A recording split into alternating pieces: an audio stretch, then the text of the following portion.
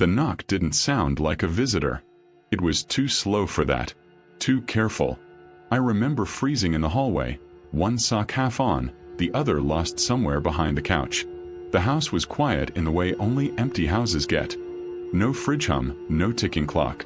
Even the wind outside seemed to hold its breath. Knock. A pause. Then another. I checked my phone. No messages. No missed calls. Everyone knew I was alone for the weekend. That was the point. A quiet house. Time to breathe. The third knock came harder, like whoever was outside had leaned their weight into it. I crept to the window by the door and peeled back the curtain just enough to see the porch. No one was there. The porch light flickered once, then steadied. The yard beyond it stretched dark and empty. The old oak at the fence line standing like a bent spine against the sky. Then I heard it. Not outside. Inside. A sound from the other side of the door. Fingertips dragging lightly across the wood, slow and patient as if testing the grain. And a voice, barely louder than a breath. "I know you're home." The words weren't threatening. They were certain. That was when the deadbolt turned by itself. The deadbolt was still locked when I checked it again. I don't know why I expected it to be different. Maybe I needed proof that I hadn't imagined the sound. The voice, the slow deliberate turn of metal against metal. I stood there in the hallway, staring at the door like it might confess something if I watched it long enough. The house felt wrong in daylight. That was the first thing that really scared me. Morning should have erased the fear, burned it off like fog. Instead, the light coming through the windows felt thin and pale, like it didn't quite belong inside. Shadows lingered where they shouldn't. Corners holding on to darkness long after the sun had reached them. I walked the house room by room, barefoot, careful not to make noise even though I was alone. The living room smelled faintly sour, like old wood left damp too long. The couch cushions were indented, as if someone had been sitting there recently. I hadn't. The front door chain lay on the floor, twisted and snapped clean through. Not torn from the wall. Broken. I picked it up and felt a strange chill crawl into my fingers, sharp and immediate, like I'd touched something pulled straight from winter soil. "Okay," I said out loud, my voice too loud in the quiet. "Okay." The word didn't help. I tried calling my parents. No signal. Same with my friends. Every call failed instantly, like the phone wasn't even trying. When I checked the time, it blinked twice and reset itself. 12 a.m. Again.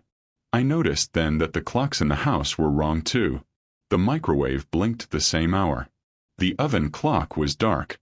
The old analog clock above the hallway mirror had stopped entirely, its second hand frozen between ticks. The mirror caught my reflection as I passed. For a second, I thought it moved late, like my reflection was still staring forward when I'd already turned away. I stopped and looked back. Normal. Too normal. I laughed under my breath, but the sound cracked halfway through, brittle and thin. I hadn't slept. That was all. Fear does strange things when it festers overnight. Still, I didn't go back upstairs. I stayed on the first floor, pacing, listening. Every creak felt intentional. Every pop in the walls sounded like a knuckle tapping from the other side. Around noon, I heard it again. Not loud. Not aggressive. A single knock. It came from the hallway wall. I stood still, breath held, waiting for a second knock that didn't come. The silence afterward pressed in harder than the sound itself. I approached the wall slowly, fingers brushing the paint. Cold. Much colder than it should have been. I pulled my hand back fast, heart racing. That was when my phone buzzed again. Unknown number. Don't answer it. My throat went dry. Answer what? I typed. The response took longer this time. It doesn't knock twice until you belong to it. I sank onto the floor with my back against the wall, phone trembling in my hand.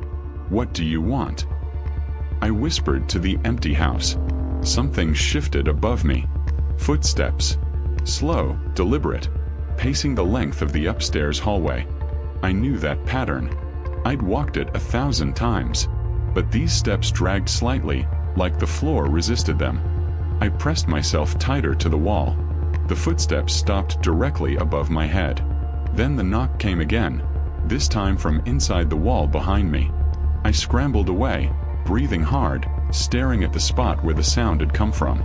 The drywall bulged subtly, like something pressing against it from the other side. A shape formed. Knuckles. Clear as day. 5 rounded impressions pushed outward. Testing, feeling.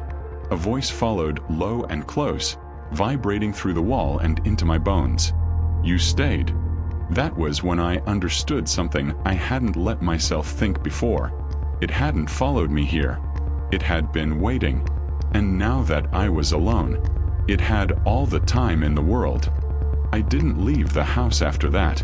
Not because I didn't want to, but because the idea never fully formed again. Every time I reached for my keys or glanced at the front door, my thoughts slid sideways, dissolving into something dull and unfocused, like trying to remember a dream after waking.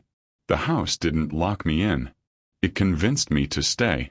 The first full night after the Knuckles appeared, I sat on the living room floor with all the lights on, back against the couch, staring down the hallway. The wall where the impressions had been looked normal again. Smooth. Innocent. That was worse. Around 9 p.m., the neighbors' porch lights came on across the street. I watched them through the window, grounding myself in their existence. Proof that the world still worked. Cars passed. A dog barked. Somewhere, someone laughed. Then, one by one, the sounds faded. Not naturally. Not like bedtime quiet. They cut out. The barking stopped mid-sound. The traffic noise vanished like a switch flipped. Even the wind died.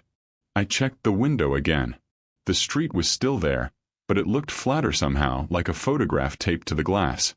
The neighbors' lights were on, but no silhouettes past their windows anymore. No movement. No life. I whispered, "This isn't real." The house answered with a soft knock. Behind me. I didn't turn around. The knock came again, lower this time, closer to the floor. Then another, traveling up the wall, measuring height, like something learning how tall I was. "Stop," I said, my voice barely holding together. The knocking stopped. I waited, heart hammering, until the silence became unbearable. When I finally turned, the wall was bare again. But the floorboards beneath me were warm. Not room temperature warm. Body warm. I moved upstairs that night, every step a negotiation with my nerves. The hallway smelled wrong. Stale, metallic, like old pennies and dust. My bedroom door was open. I was sure I'd closed it. Inside, my bed was slightly indented on one side. Sheets creased like someone had been lying there and just gotten up. "No," I said. "No, no, no." My phone buzzed. Unknown number. It likes when you pretend nothing's wrong. "Who are you?" I typed. "How do you know this?" Dots appeared. Disappeared. Then, unknown number. Because it knocked for me too. I sat on the edge of the bed, spine stiff, eyes fixed on the doorway. "What happened to you?" I typed. The reply didn't come for a long time. When it did, it was short. I answered. That was the first night I heard it whisper my name clearly. Not shouted. Not hissed. Spoken the way someone says your name when they're standing right behind you and don't want to scare you. I slept in fragments after that. Minutes at a time. Always waking with the feeling that something had just stepped away from the bed. Each morning, the house changed a little more. Doors led to the wrong rooms. The hallway mirror reflected parts of the house that no longer matched what was behind me. Once, I saw a version of myself standing in the reflection, shoulders slumped, eyes hollow, knuckles pressed faintly into the glass from the inside. I stopped looking after that. On the third day, Mrs. Holbrook knocked on the door. A real knock. I nearly cried when I heard it. I opened the door without thinking, relief flooding through me, until I saw her face. She looked older than I remembered. Not just aged, worn. Her eyes flicked past me into the house, and her mouth tightened. "You shouldn't have opened it," she said quietly. "It wasn't."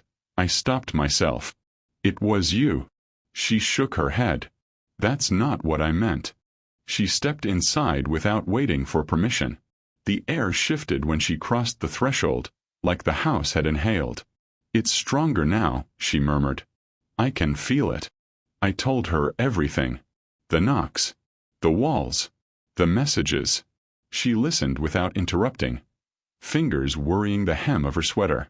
When I finished, she said, "It used to just knock on walls. That's all it could do. But it learns." Learns what? She looked at me then, really looked, and her eyes filled with something like pity. People. She told me about the man who died here. How he'd been alone for years.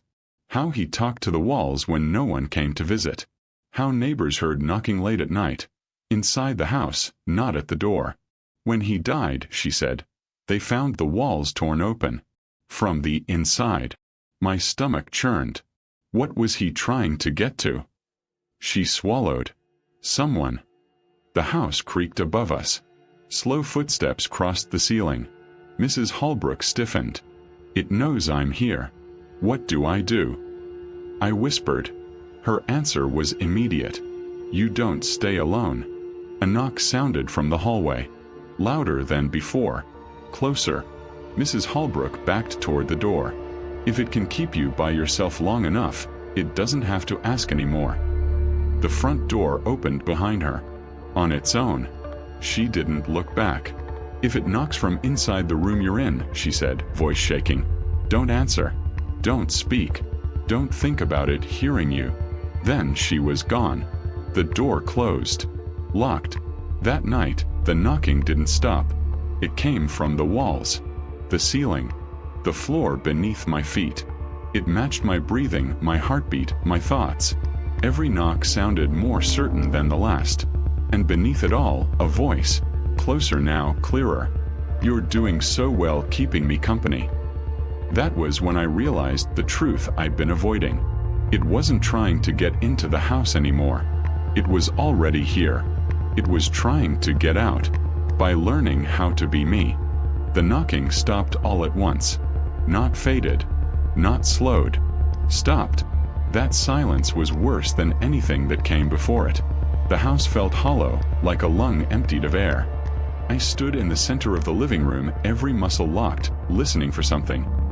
Anything that would tell me where it was. Nothing. Then the lights went out. Not the soft click of a power failure. No flicker. No warning.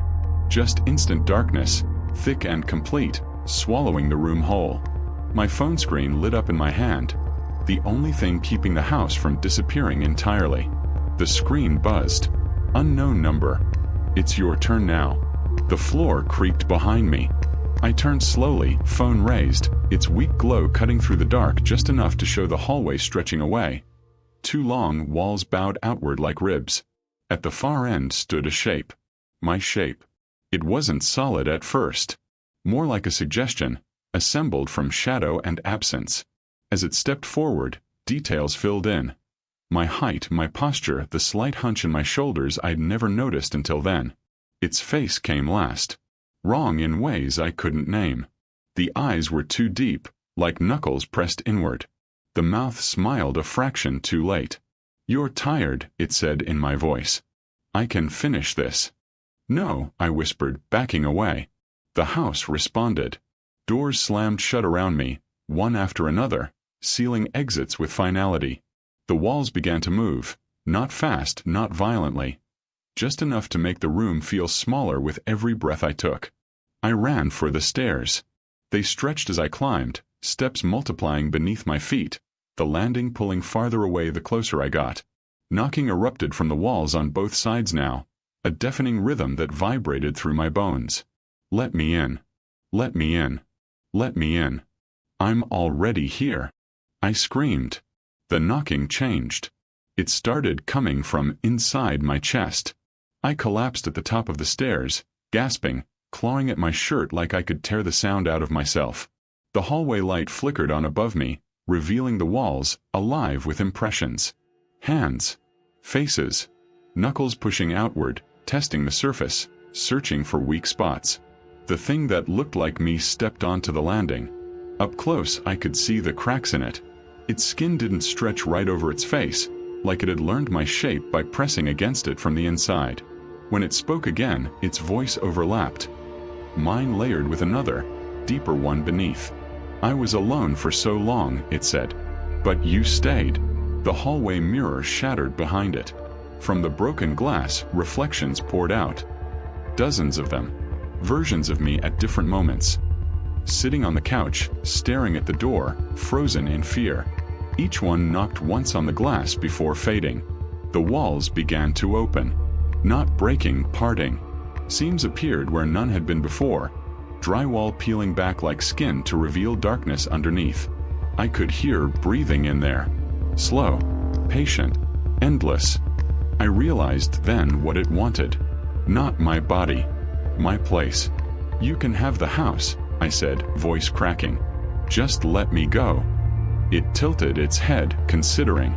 Then it smiled wider. I already did. The floor dropped out from under me. I fell, not down but through. Through walls, through rooms, through memories of the house as it once was. I saw the man who died here, pounding on the walls from the inside, screaming until his voice turned into knocking. I hit the floor hard. When I looked up, I was standing in the hallway. Everything was normal. Lights on. Walls smooth. Quiet. The front door opened. I walked to it without thinking, every movement suddenly easy, natural. On the porch stood my parents' car, just pulling in. I raised my hand to wave. In the hallway mirror, someone else waved back. Someone hollow. Someone smiling. Behind the glass, knuckles pressed gently outward. Once. Waiting. The house never felt like mine again. Not really. Not since that night. I moved some months later, packing up my things in a haze, leaving behind the walls, the floors, the ceilings that had learned too much about me. The new apartment felt safer at first. Lights worked, locks held, neighbors made noise, but every so often I'd catch it. A knock. Soft. Polite. Precise. Not at the door. Not outside. But somewhere deeper, like inside the bones of the building itself. I told myself it was the wind. A floorboard. A dream that lingered too long. But then I'd hear my own name whispered, not from a person, not from anyone living, just carried through walls impossible to locate. And the shadows would hesitate in corners, pause in motion, as if waiting for me to notice. I stopped trusting reflections. Mirrors became traps. I no longer looked into them the same way. Once, brushing my teeth at night, I caught a glimpse of someone behind me. My reflection. Smiling but wrong, too slow, too patient. Knuckles pressed faintly against the inside of the glass. No one believed me. How could they? The house had already moved on, or maybe it had never left at all. Sometimes I think about that first knock, the one that started it all. I replay it in my mind, trying to understand it. But it wasn't a knock. Not really.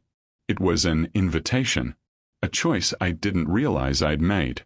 And now I know, the house doesn't need me to answer. It doesn't need my permission.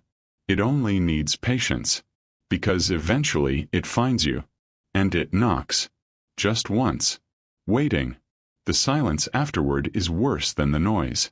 Always.